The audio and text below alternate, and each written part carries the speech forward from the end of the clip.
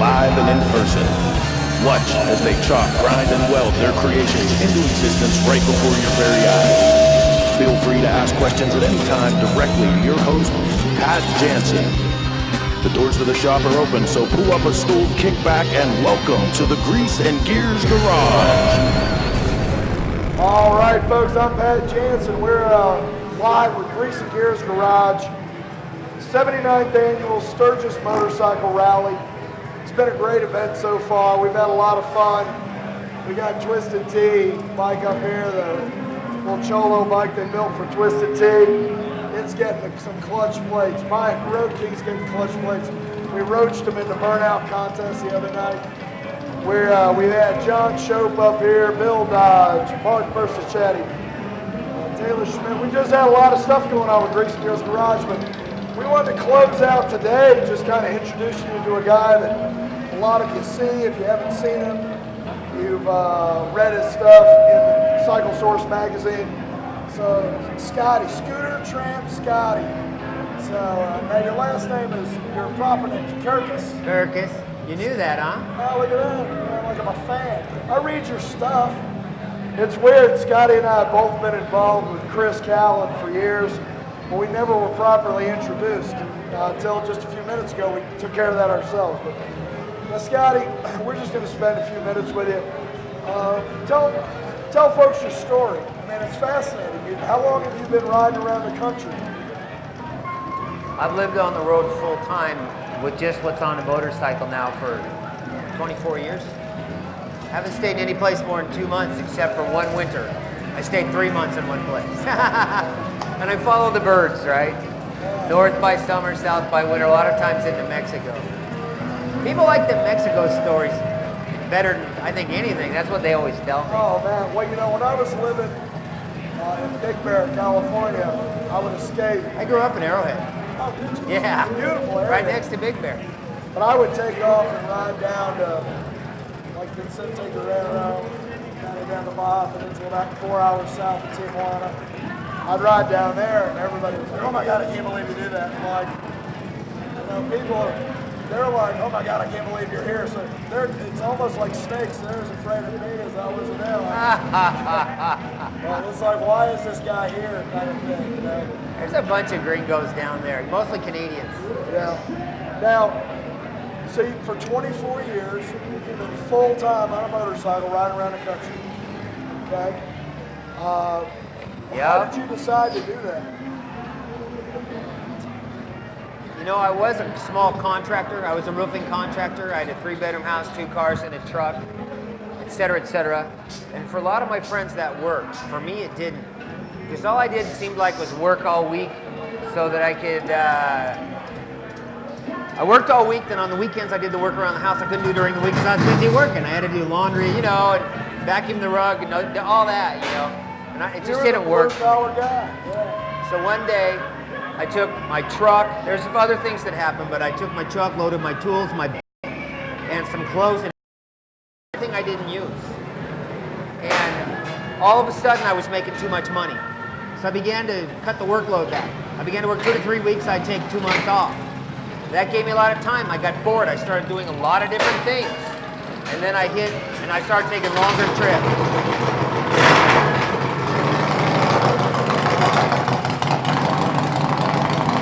Hold on a minute, we got a guy deciding to pull his bike out here.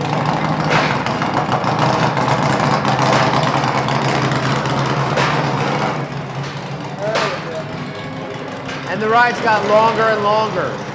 Then I started hating coming home, then I started hating being home. So in 95 I left to see if I could stay gone for a year. In 96 I went back, liquidated everything. So that's all. There are those who, it's easy to think that hitting the road, people think I got a lot of freedom. But it's easy to think that hitting the road got me out of the rat race, but it's not true. It was getting out of that gave me the time to find what I love to do and start doing it. Does that make sense? It makes sense. You know, and I know that even for those of us that aren't traveling full-time on a motorcycle, just in the motorcycle industry, people are like, oh man. Let's get this straight. Most people wouldn't want to. It takes a certain kind of insanity. There's a handful of guys out here doing it, but... well, and that's like even, they say, oh, you work in the motorcycle industry, you got it made. it's not as easy. Nothing's as easy as it looks from the outside. What are the toughest and the biggest challenges about being 24/7, 365 motorcycle? For me, from what I see, there's a handful of guys that live out here, and they've all had to tackle the same problems in their own way. And this is what I see. There's a lot of guys call me, and they ask me for advice, and they want to hit the road and all this. And I tell them, you're going to hit a hard learning curve, man. And they get out here, most guys don't last more than a couple months, 3 months maybe, and they go home. But I tell them it's going to be a hard learning curve. And once you get past these things, then you'll get what it is you're looking for. I think one of the first ones is loneliness. People don't realize they're going to be in towns they don't know anybody all the time. Your idea is, I'm going to see the world, I'm going to ride off into the sunset, it's going to be like Disneyland or something. You're in towns you don't know anybody. People are going to work, they're doing their normal lives. You have hours and hours all day long. What are you going to do? All the drifters I know have been forced to hone their social skills to the very best of their personal ability. Every one of them. And there's different ways different guys have gotten around that. Coming to the events is a really important thing. People have come to socialize. They're not doing their normal lives. So you meet a lot of people here. Another thing for me was, after a couple of years, I live in camps almost all the time. And I don't use campgrounds. I use the land. And so, which is easy. I've got YouTube videos up about it. Because people ask me how I do it, I have videos up about how I'm trying to show them what I do with it.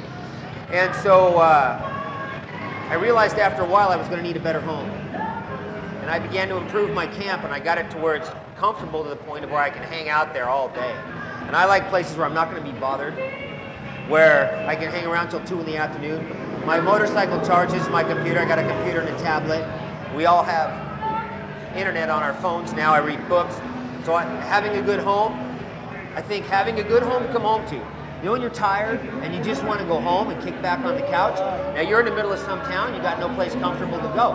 It's okay for a summer, but as a long-term way of life, it didn't work for me.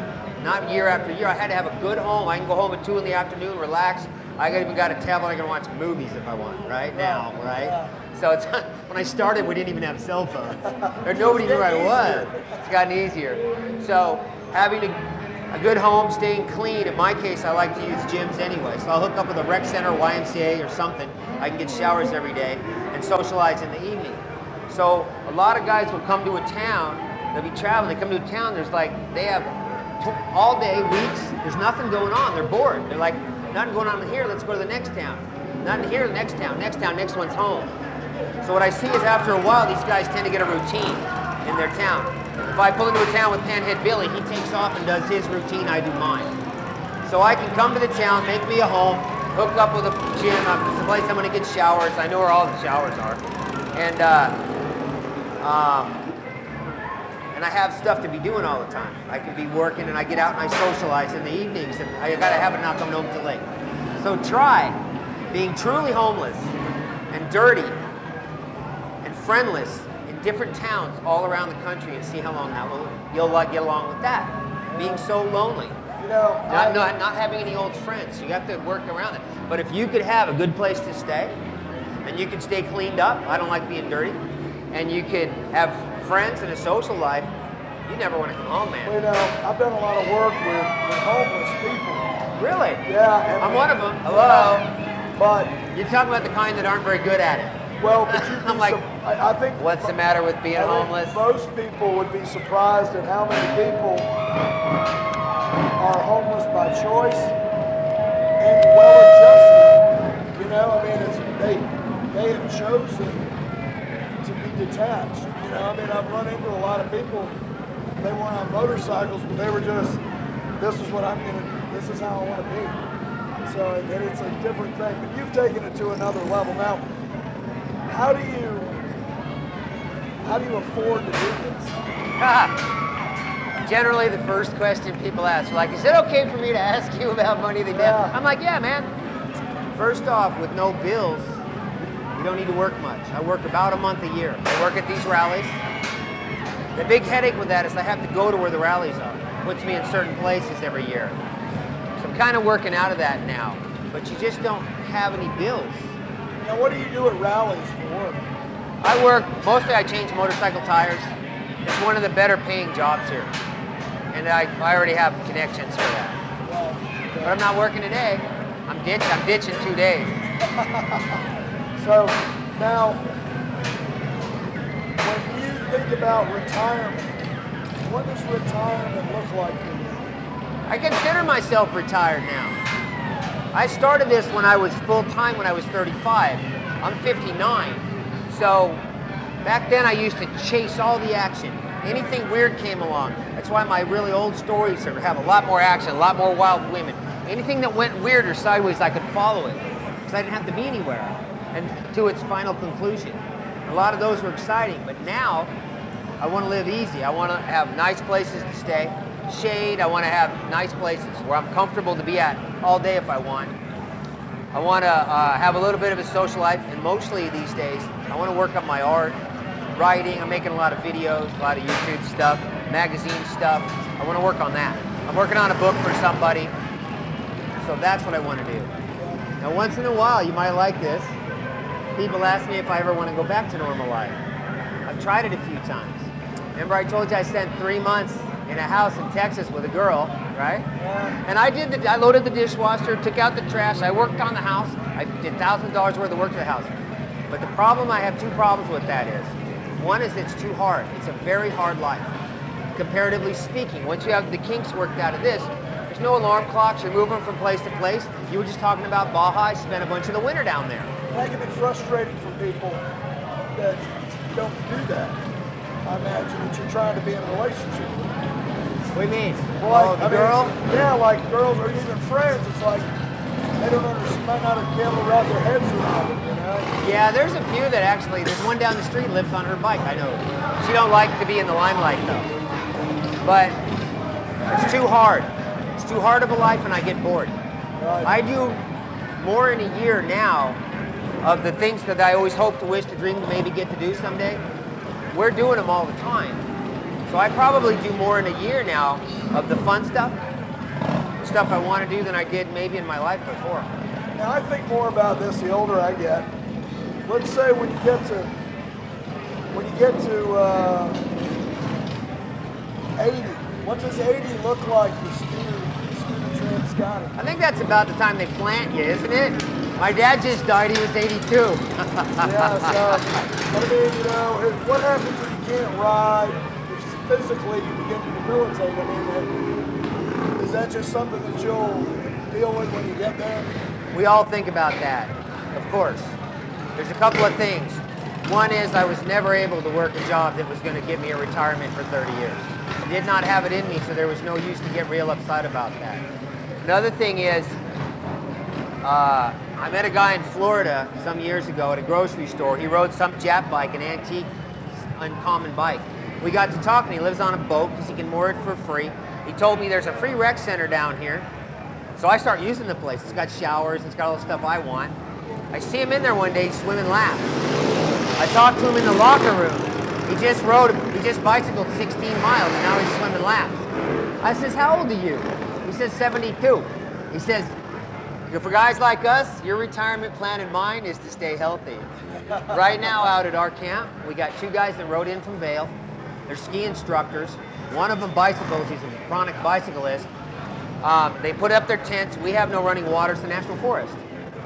They put up their tents, they've been staying with us, they rode in on their bikes. One of them's 75, the other one's 77. They told me you just don't stop doing the things you always did. As you stay healthy. Cross your fingers, man, I don't have no answers for this one. Yeah, no, I get it. Well, you know, even... less money's more, I don't... Yeah, I mean, so many people plan for their retirement, they retire, they get sick, they die. So you can't really, it's hard for anybody, regardless of what your lifestyle. Well, Scotty, you have amazing stories, and I love reading them. I mean, and it's fascinating. It is a dream, but I can tell it's not meant for everybody. Oh, no. But man, good luck if you're ever on I-80 coming through Iowa. If you want to sleep outside, you can, but you can always crash in one of my bedrooms. I'm right outside Des Moines. So thanks for being with Greasy Gears Garage today. Thank you. Really it's been a pleasure. It. Ladies I don't and know if gentlemen, that said anything, but... We'll be back tomorrow at noon. Come back and see us. We thank you for being with us.